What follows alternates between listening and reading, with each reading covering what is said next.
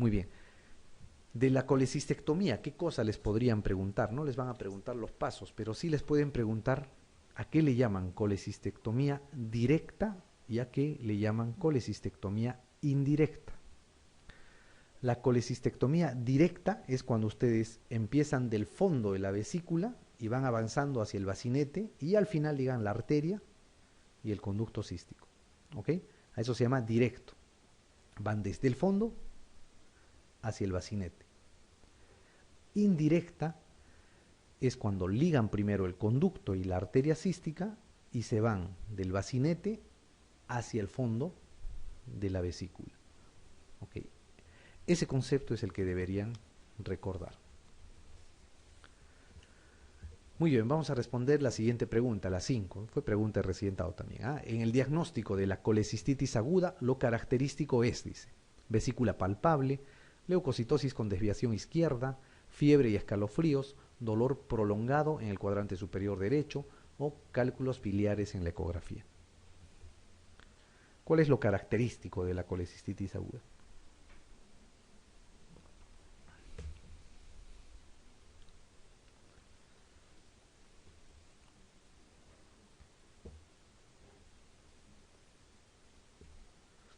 ¿Cuándo sospechan de una colecistitis aguda? A ver, cálculos biliares en la ecografía, ¿se verán en una colecistitis aguda? En general sí, ¿ya? Si es que es una colecistitis aguda litiásica, ¿no? Hay algunas colecistitis agudas que son alitiásicas, que son las que vienen con el paciente, viene el paciente con una inflamación de la vesícula, pero sin cálculos. Ojo, puede darse también, ¿no? Pero lo usual es que tengan cálculos en la ecografía.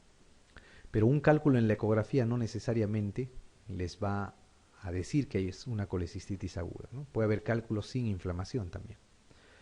Vesícula palpable, cuando la vesícula se inflama, crece, se puede palpar el fondo de la vesícula. Pero existe la vesícula palpable también no dolorosa en algunos tipos de cáncer. Por ejemplo, el cáncer de cabeza de páncreas.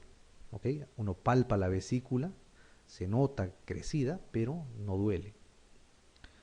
Leucocitosis con desviación izquierda, ¿no? Puede haber en cualquier enfermedad, ¿no es cierto? Apendicitis, una gastroenteritis, una colecistitis, ¿no? El estrés, el temor, un trauma les puede provocar esto.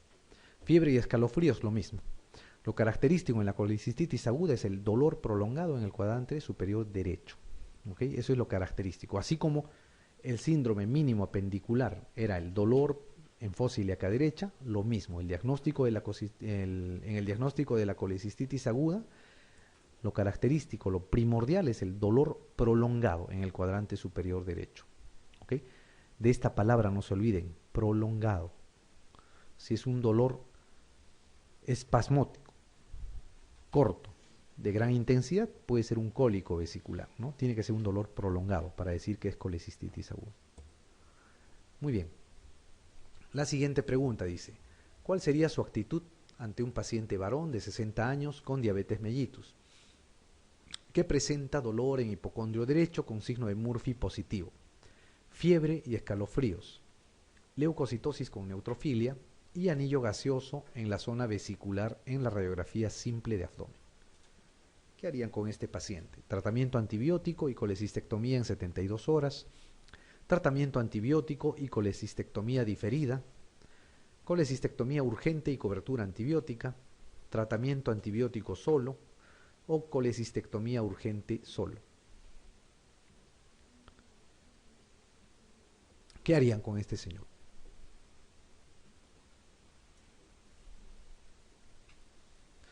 Ya, si tiene dolor en hipocondrio derecho, Murphy positivo, fiebre, escalofríos, leucocitosis, ¿qué tendrá? Una colecistitis, ¿no es cierto? Además tiene diabetes mellitus. ¿Qué cosa era la diabetes mellitus? Era un factor de riesgo, ¿no es cierto? Para complicación. Ok. ¿Qué harían con este señor?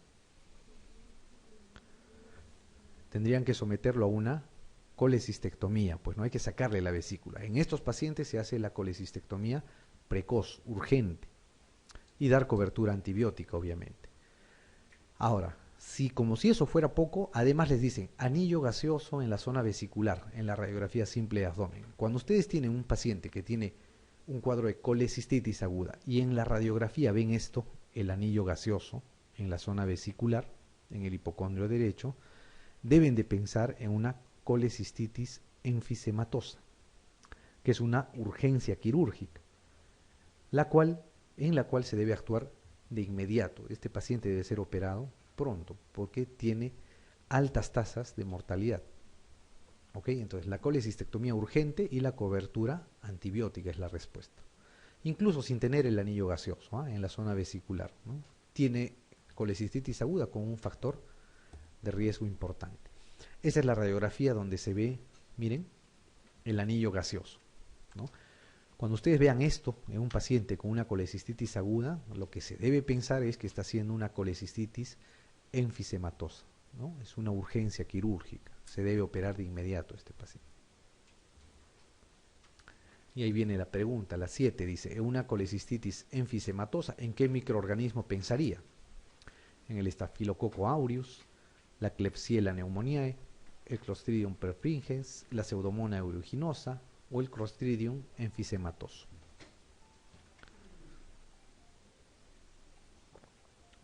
¿Cuál será?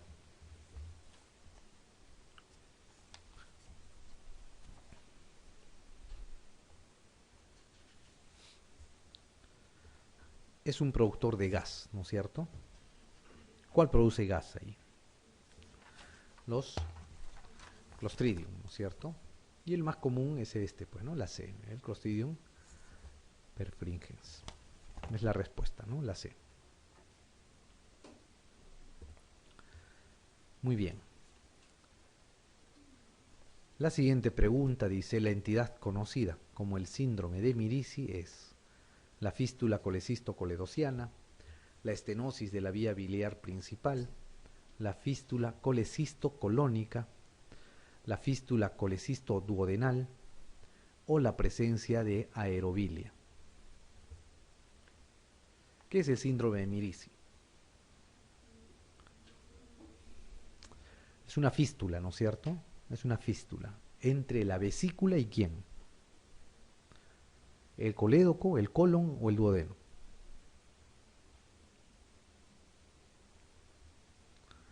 El síndrome de Mirici es la fístula entre la vesícula, o sea, la colecisto-coledociana, entre la vesícula y el colédoco. ¿Ok? Este síndrome de Mirici, como ven acá, vamos a ampliarlo un poco, tiene tipos. ¿Ok? Tiene varios tipos. Va del 1 al 4. De acuerdo al tipo de síndrome de Mirici que tengan, el tratamiento va a ser distinto. En el síndrome de Mirici tipo 1, la vesícula como tal, con el cálculo incluido, se apoya, digamos, se apoya sobre la vía biliar que es esta, sin llegar a perforarla. Entonces el tratamiento ahí es solamente sacar la vesícula. Es un síndrome de Mirici tipo 1. En el Mirici 2, la vesícula con el cálculo se apoyan sobre la vía biliar principal, la perforan y el bacinete, ¿no?, que es la dilatación en el cuello de la vesícula, va a penetrar a la vía biliar. El tratamiento en estos casos es sacar la vesícula y el hueco, ¿no?, el orificio que va a dejar el cálculo que ha penetrado a la vía biliar se tapa con un flap de la misma vesícula biliar, o sea, se trata como un parche, se coloca un parche con la pared de la vesícula biliar y se cierra este orificio. Y se puede o no dejar un dren, ¿no?, un dren biliar, un dren de Kerr. En el Mirici 3 o 4, en el 3 es cuando casi la totalidad de la vesícula se ha incorporado al colédoco, y en el 4 cuando ya la totalidad de la vesícula biliar se ha incorporado al colédoco, ya uno no diferencia la vesícula biliar. ¿Ok? En el Mirici 3 y el 4 el tratamiento es la derivación. ¿Ok? La derivación biliodigestiva. O sea, la vía biliar se hace o se deriva hacia la vía digestiva. ¿Qué deben recordar el síndrome de Mirici? ¿Qué cosa es? Eso es lo que deben recordar. Es la fístula colecisto coledociana, o sea, la fístula entre la vesícula biliar y el colédoco. Es difícil que les pregunten los tipos ni el tratamiento que van a recibir de acuerdo al tipo, pero sí les pueden preguntar qué es. Muy bien, la pregunta 9 dice, en colecistitis aguda, el signo de Murphy positivo se define como, ¿qué cosa es el signo de Murphy? ¿No es cierto? Masa palpable, dolorosa en el hipocondrio derecho, dolor intenso al palpar por debajo del reborde costal derecho, apnea a la palpación por debajo del reborde costal derecho, dolor persistente en el cuadrante superior derecho o dolor a la percusión en el cuadrante superior derecho. ¿Cuál será? Eso, ¿no es cierto? El apnea, ¿no? Apnea, la palpación por debajo del reborde costal derecho. ¿Ok? Ojo, es el apnea, el cese de la inspiración, ¿no? Muy bien, existe una enfermedad que le llaman la colesterolosis, ¿no? La colesterolosis es la deposición en la pared de la vesícula biliar de lípidos, ¿ok? Especialmente colesterol, por una falla en la absorción de estos a través de la pared de la vesícula biliar. Estos lípidos van a formar una especie de empedrado, ¿no? A este empedrado se le conoce como vesícula en fresa o colesterolosis, ¿no?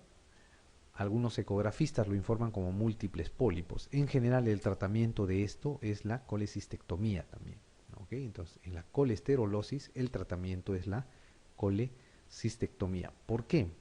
Porque la vesícula biliar en general en estos pacientes tiene pobre o nula función, ¿no? Ya no tiene ninguna función y va a predisponer a las colecistitis. Por eso es que se saca este tipo de vesícula biliar. Muy bien.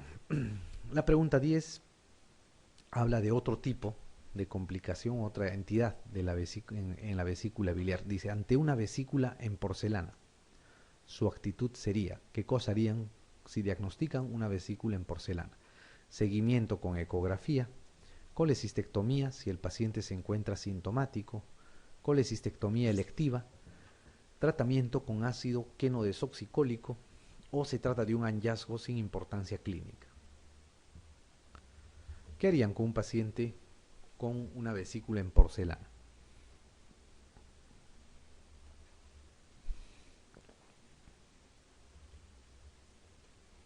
Para saber qué vamos a hacer, tenemos que saber primero qué cosa es una vesícula en porcelana, ¿no es cierto? ¿Qué cosa es una vesícula en porcelana?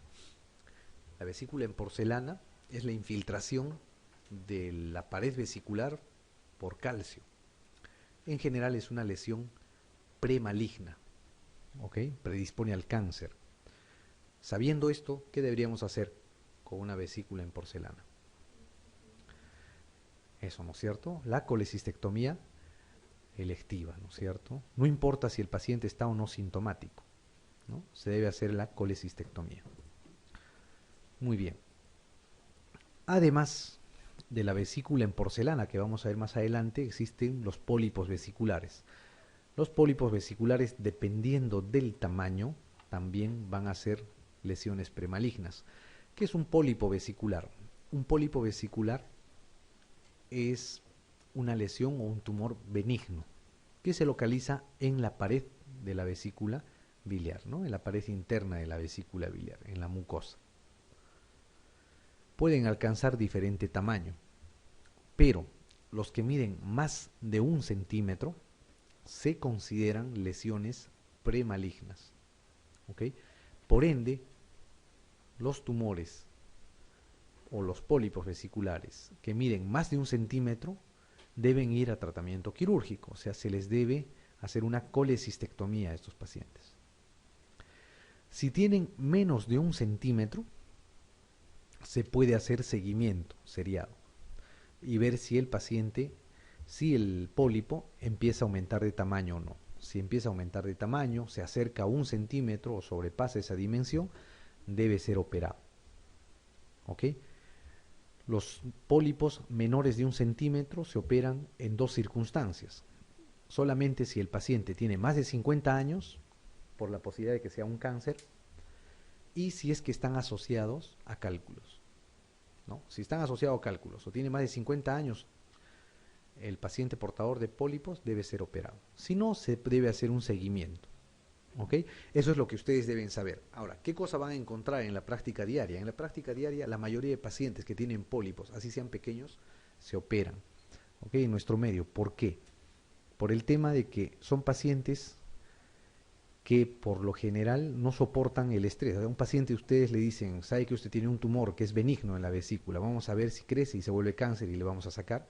Por lo general no soportan la ansiedad y prefieren ser operados de inmediato.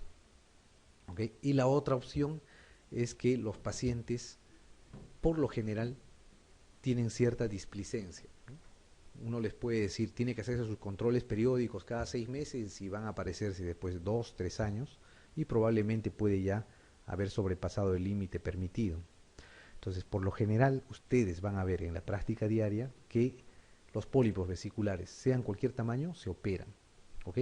Pero eso no les debe impedir saber que los que deben operarse son los que miden más de 1 centímetro, ¿ok? Porque se consideran lesiones premalignas, tienen gran posibilidades de ser cáncer. Si tienen menos de 1 centímetro, deberían hacerse seguimiento periódico, ¿ok? Y ver si es que aumentan de tamaño. El diagnóstico de los pólipos vesiculares es mediante ecografía, es el mejor diagnóstico.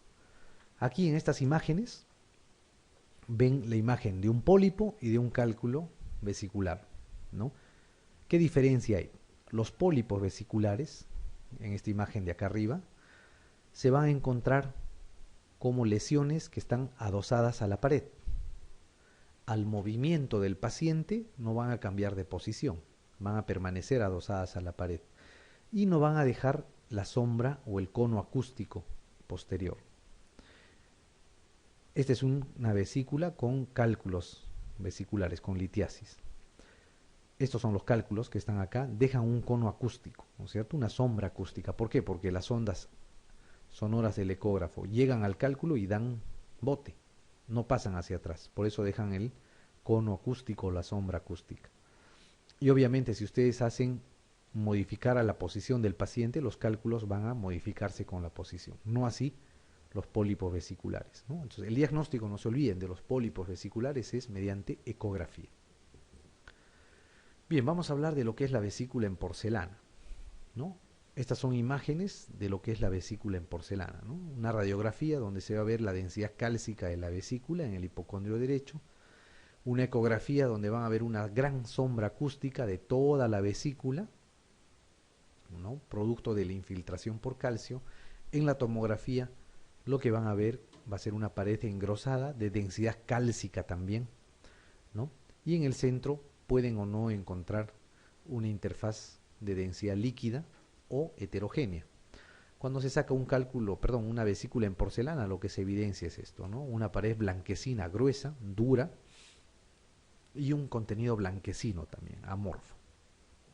¿Qué cosa es la vesícula en porcelana? Es la infiltración cálcica de la vesícula, más frecuente en hombres que en mujeres. Y lo que se debe hacer ahí es la colecistectomía. ¿Por qué? Porque es una lesión premaligna. ¿Ok? Es una lesión premaligna, no se olvide. Entonces estamos viendo las lesiones premalignas son los pólipos vesiculares más de 1 centímetro y la vesícula en porcelana. ¿Ok? Hasta ahora. Muy bien, el cáncer de vesícula biliar, ¿no? Se hace normalmente el diagnóstico en etapas tardías. ¿Por qué? Porque los cáncer de vesícula biliar por lo general no dan síntomas, ¿okay? No producen síntomas, salvo cuando ya están avanzados y empiezan a infiltrar a órganos vecinos. Cuando se detecta en estadio temprano, si la lesión está ubicada en la mucosa, el tratamiento es la colecistectomía. Si es que ya ha sobrepasado la mucosa, se hace la colecistectomía sacando una parte del segmento 4, ¿no? Se destecha la parte del hígado que está adyacente a la vesícula. Y cuando existe ya un cáncer avanzado, en general se hace solamente cirugía paliativa, ¿no? Los estudios que se hacen para diagnosticar cáncer de vesícula son los diagnósticos de screening mediante ecografía.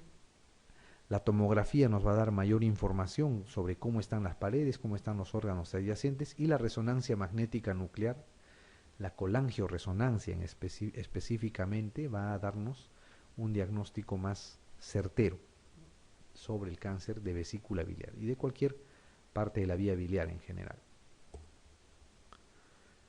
Muy bien. Vamos a hablar ahora de lo que es la coledocolitiasis. Habíamos dicho, los cálculos están normalmente ubicados en la vesícula biliar.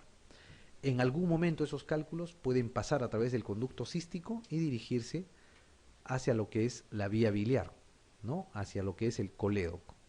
En esos casos se va a llamar la enfermedad coledocolitiasis, ¿no? Por estar un cálculo en esta vía biliar. De acuerdo a dónde está o dónde se va a presentar ese cálculo, puede producir la patología respectiva.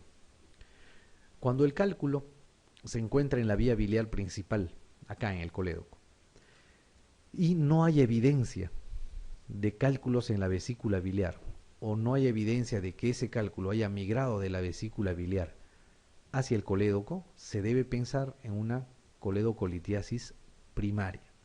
¿Okay?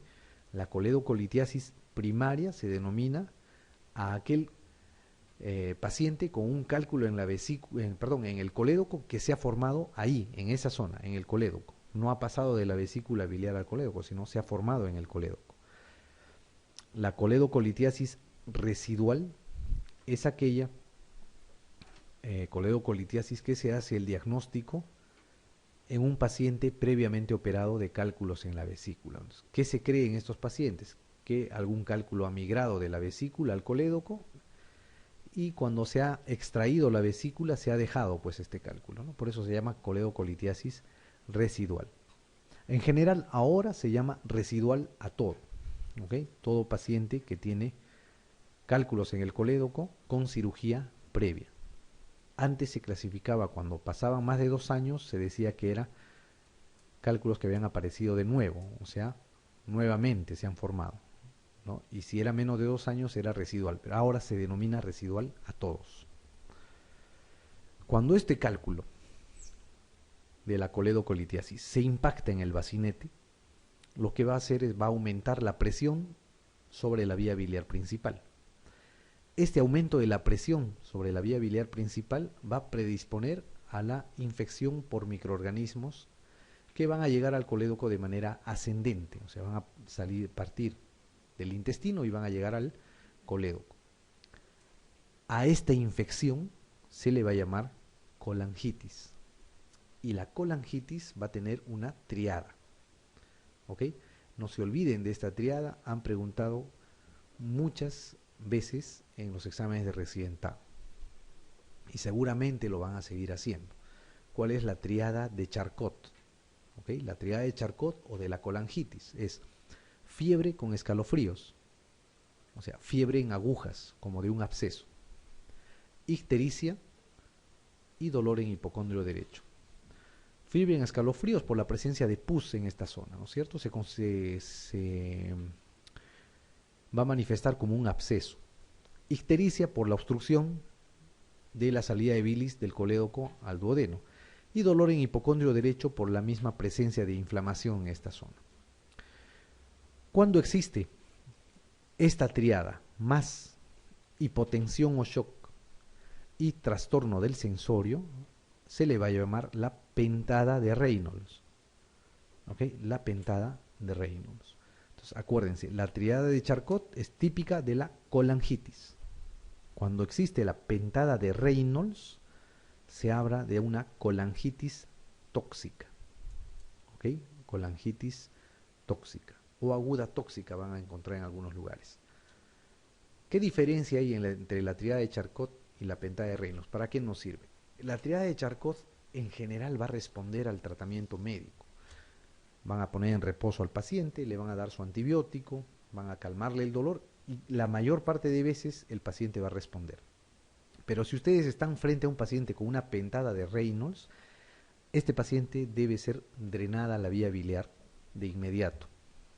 Porque los pacientes que tienen esta signología, en general, es un preludio a la falla multiórgano y a la muerte, ¿no? En horas este paciente se va a morir. Entonces, los pacientes que tienen la pentada de Reynolds, la conducta varía. Ellos tienen que ser drenados, su vía biliar debe ser drenada de inmediato, no esperar. ¿ok? En cambio, los que tienen la triada de Charcot, en general van a aguantar el tratamiento médico. Les inician tratamiento antibiótico, les calman el dolor, los rehidratan y los pueden programar para hacerle una ERCP, ¿no es cierto? Hacerle un drenaje de la vía biliar. En cambio, los que tienen la pentada de Reynolds, si no pueden hacerle la ERCP, o sea, el drenaje de la vía biliar por endoscopía, tienen que hacerlo mediante cirugía, ¿no? Se hace una incisión, se llega al colédoco y se deja un dren de Kerr, ¿ok? Entonces no se olviden de esa diferencia. Muy bien. Esta es una pregunta clásica, ¿no? Casi cada interexámenes viene. La triada de Charcot de la colangitis aguda consiste en, ¿qué cosa? Fiebre persistente, dolor en hipocondrio derecho, ictericia. Fiebre en picos, dolor en hipocondrio derecho, ictericia. Fiebre en picos, leucocitosis e ictericia. Dolor en hipocondrio derecho, leucocitosis e ictericia. Fiebre persistente, leucocitosis e ictericia. ¿Cuál será? La B, ¿no es cierto? Fiebre en picos o en agujas, ¿no? Fiebre de absceso, pues. Dolor en hipocondrio derecho e ictericia, ¿no? Esa es la triada de Charcot, de la colangitis, no se olvide. La pregunta 12 dice, la pentada de Reynolds de la colangitis aguda tóxica incluye además de la fiebre en picos e ictericia a, ¿qué cosa? Dolor en hipocondrio derecho, hipotensión e hiperamilasemia, dolor en hipocondrio derecho, hipotensión y trastorno del sensorio, leucocitosis, hipotensión y trastorno del sensorio, dolor en hipocondrio derecho, leucocitosis y trastorno del sensorio, hipotensión, leucopenia y trastorno del sensorio. ¿Cuál será? La B, ¿no es cierto? Además de la fiebre en picos o fiebre en agujas e ictericia, va a existir dolor en hipocondrio derecho. A eso se llama la triada de Charcot. A eso le asocian hipotensión o shock, les pueden poner, no solamente hipotensión, le pueden poner shock. Y trastorno del sensorio o depresión del sistema nervioso central, también les pueden poner, es la pentada de Reynolds. Muy bien, la siguiente pregunta, la 13, dice. Ante un paciente en su tercer día posoperatorio por una colecistectomía laparoscópica por colecistitis aguda, que cursa con ictericia progresiva que se inició en el posoperatorio inmediato, menos de 24 horas, asociado a dolor en hipocondrio derecho. De las mencionadas, ¿cuál sería la actitud más adecuada?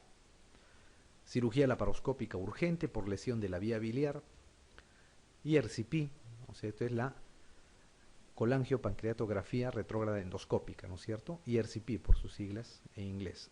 Ecografía abdominal, cirugía convencional urgente por lesión de la vía biliar o tomografía abdominal. ¿Qué harían?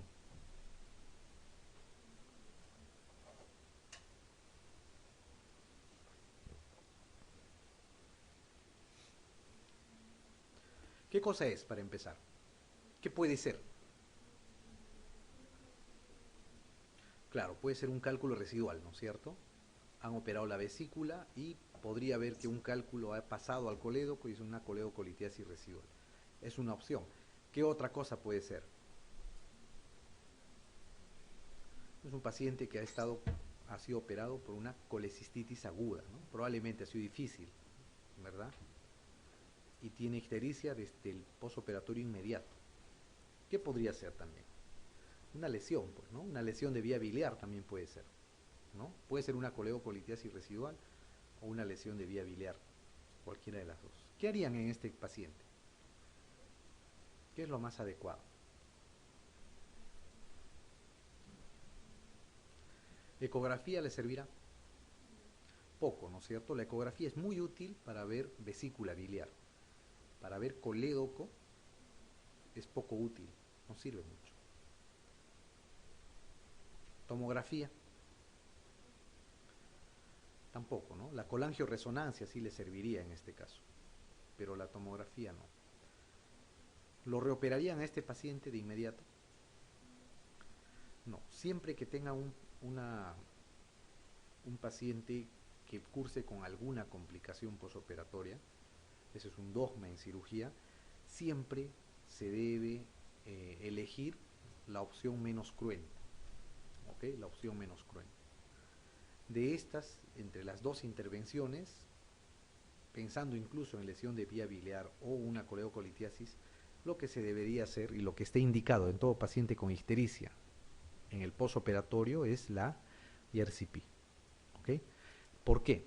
Mediante la ERCP se puede hacer diagnóstico, les pueden decir, sí, este paciente tiene un cálculo residual o este paciente tiene una lesión de vía biliar, cualquiera de las dos cosas.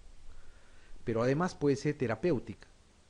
Les informan, tiene una coleocolitiasis residual y se ha extraído mediante ERCP. Mediante ERCP se pueden extraer cálculos del colédoco. Antes había la limitación que debían ser menos de 2 centímetros. Actualmente existen aparatos que pueden triturar o pueden hacer como una litotricia de los cálculos más grandes y los pueden sacar por pedazos, ¿ok? Mediante canastillas especiales. O si es que existe una lesión de vía biliar, se puede colocar una endoprótesis, ¿no? Mediante ERCP también, ¿no? Y bypassear esa lesión. Entonces, en todo paciente con ictericia en el posoperatorio, ¿no? Posoperado de vesícula biliar o de la esfera biliar, debe ir a ERCP. Muy bien, la pregunta 14 dice, ante un cuadro de fiebre elevada, en agujas, con escalofríos, ictericia intensa y dolor en hipocondrio derecho, en un paciente colecistectomizado 6 meses antes, ¿en cuál de las siguientes posibilidades pensaría en primer lugar? Estenosis tumoral de la vía biliar, coledocolitiasis residual con colangitis, lesión iatrogénica de la vía biliar, colangitis esclerosante o una oditis. ¿En qué pensaríamos? La B, ¿no es cierto? Una coleocolitiasis residual con colangitis, ¿no? Tiene la triada de Charcot, ¿no es cierto? Fiebre en agujas con escalofríos, ictericia y dolor en hipocondrio derecho, ¿no? Paciente colecistectomizado hace 6 meses. Muy bien. ¿Qué cosa es la oditis? No, la oditis es la inflamación del esfínter de Oddi. El esfínter de Oddi se encuentra en la desembocadura del colédoco, en el duodeno. Entonces, la inflamación del esfínter de Oddi en general produce un espasmo. El espasmo del esfínter por inflamación se le conoce como oditis. ¿Cuándo se produce una oditis? Cuando se ha instrumentado la vía biliar, ¿no? Cuando se ha explorado con catéteres, con pinzas, el colédoco.